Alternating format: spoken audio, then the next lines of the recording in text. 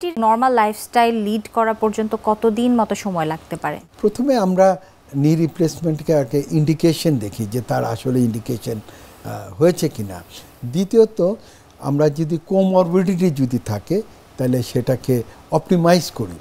Comorbidity বলতে বুঝি যদি ডায়াবেটিস থাকে তো ডায়াবেটিস কন্ট্রোল করি, যদি কিডনির ক্রিয়েটিনিন লেভেল একটু বেশি থাকে সেটা আমরা কমিয়ে আনি, যদি হার্টের সমস্যা যদি থাকে সেটা আমরা কন্ট্রোল করে রাখি, যে প্রেশার বেশি থাকলে প্রেশার কন্ট্রোল করে থাকি।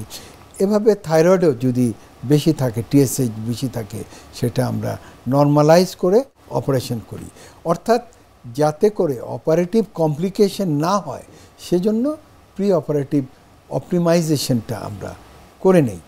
আমরা অপারেশনে আমাদের সাধারণত যেটা লাগে সেটা হচ্ছে ব্লাড লাগে, 1 ইউনিট ব্লাড লাগে। তো আমরা ব্লিডিং কমিয়ে আনি এবং আমরা এখন আগের চাইতে অপারেটিভের ব্যাপারে অত্যন্ত প্রিসাইজ এবং অ্যাকিউরেসি আমাদের আগের চাইতে এখন অনেক বেশি, এবং পোস্ট অপারেটিভ যে ম্যানেজমেন্টটা এটাও আমাদের আগের চাইতে এখন অনেক বেশি। পোস্ট অপারেটিভ যে নি পেইন, পোস্ট অপারেটিভ মরবিডিটি যেগুলো থাকে, যদি বমি করা বা অন্যান্য, এগুলা আজকাল অনেক কমিয়ে আনাচ্ছি।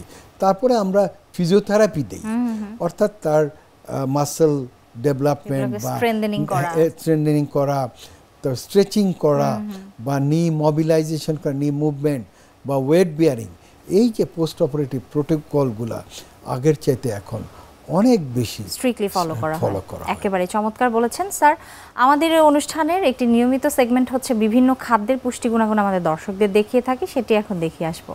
প্রিয় দর্শক, দেখছেন স্বাস্থ্য প্রতিদিন অনুষ্ঠানে। এই পর্যায়ে চলুন দেখে নেওয়া যাক বিভিন্ন খাদ্যের পুষ্টি গুণাগুণ সম্পর্কে আমাদের পুষ্টিবিদের কাছে।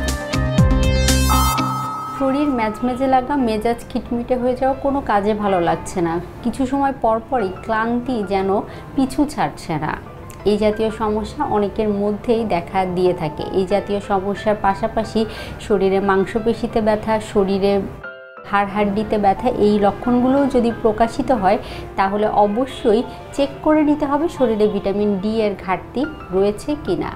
কারণ বেশিরভাগ ক্ষেত্রেই ঢাকা শহরে পাশাপাশি যাদের গায়ে পর্যাপ্ত পরিমাণে সূর্যের আলো লাগে না তাদের ক্ষেত্রে এই জাতীয় লক্ষণ প্রকাশিত হতে পারে। এর অন্যতম কারণ হতে পারে শরীরে ভিটামিন ডি এর ঘাটতি যদি তৈরি হয় তাহলে এই লক্ষণগুলো দেখা দিতে পারে।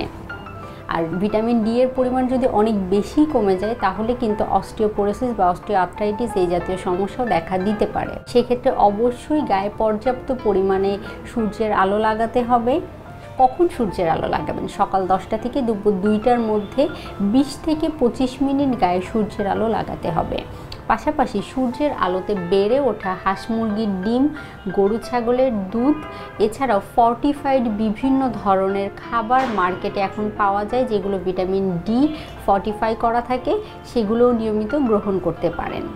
আর অতিরিক্ত পরিমাণে কমে গেলে অবশ্যই বিশেষজ্ঞের শরণাপন্ন হয়ে কতটুকু পরিমাণে সাপ্লিমেন্ট গ্রহণ করতে হবে সে বিষয়টি নিশ্চিত হয়ে তারপরে গ্রহণ করার চেষ্টা করতে হবে। অনেকে নিজে নিজেই সাপ্লিমেন্ট গ্রহণ করেন, যে বিষয়টি করা থেকে বিরত থাকতে হবে, কারণ আপনার কতটুকু ভিটামিন ডি কমে গিয়েছে সেই অনুযায়ী কতটুকু ডোজ হওয়া উচিত, ডোজগুলো কত দিন ব্যাপী চলবে সেই সম্পর্কে সঠিক আইডিয়া অবশ্যই একজন বিশেষজ্ঞ ডাক্তার আপনাকে দিতে পারবেন।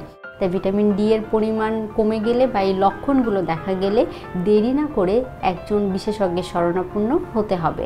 পাশাপাশি সঠিক সুনির্দিষ্ট খাদ্য তালিকা মেনে চলতে হবে, নিয়মিত গায়ে সূর্যের আলো লাগাতে হবে। স্যার, একেবারে অনুষ্ঠানের শেষ পর্যায়ে আছি, সব শেষে আমাদের দর্শকদের জন্য আপনার বিশেষ কোনো পরামর্শ রয়েছে কিনা? নি রিপ্লেসমেন্টের জন্য কোনো এখন আর ভয় নেই। দেশে বসেই আধুনিক চিকিৎসা যেটা নি রিপ্লেসমেন্ট অত্যন্ত ভালোভাবে করা হয়।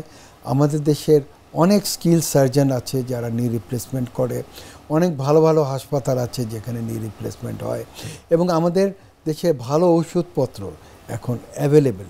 সেজন্য দুশ্চিন্তা না করে অত্যন্ত সাহসিকতার সাথে আপনি বাংলাদেশে নি রিপ্লেসমেন্ট করতে পারেন। অনেক অনেক ধন্যবাদ আমাদের অনুষ্ঠানে আসবার জন্য।